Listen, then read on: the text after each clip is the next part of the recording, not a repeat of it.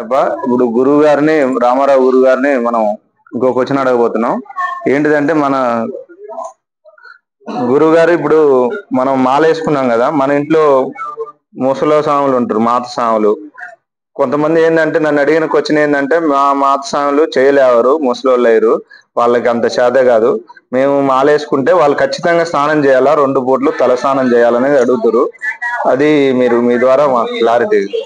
స్వామి ఇప్పుడు మాలేసుకున్నటువంటి ప్రతి స్వామి ప్రతి ఒక్క ఇంట్లో కూడా ఆ స్వామి అయ్యప్ప నిలయం ఉన్నట్టే లెక్క. కాబట్టి ఆ కుటుంబ సభ్యులందరూ కూడా తలస్నానం చెయ్యకపోయినా మామూలుగా స్నానం నిత్యం చేయాల్సిందే, ఉదయం సాయంత్రం. రెండోది ఏంటంటే బాత్రూమ్కి ఎన్నిసార్లు వెళ్తే అన్నిసార్లు చెయ్యాలి. బాత్రూమ్ అంటే ఒకటికి కాదు, 2కి వెళ్ళినప్పుడు కంపల్సరీ చేయాల్సింది. కాబట్టి స్వామికి అన్నదాన ప్రభు అంటే ఆ ఇంటి యొక్క ఇల్లాలు అన్నదాన ప్రభు. ఆమె స్వామికి అన్నం వండి పెట్టాలంటే కంపల్సరీ కూడా తలస్నానం చేసి అన్నం వండాల్సింది.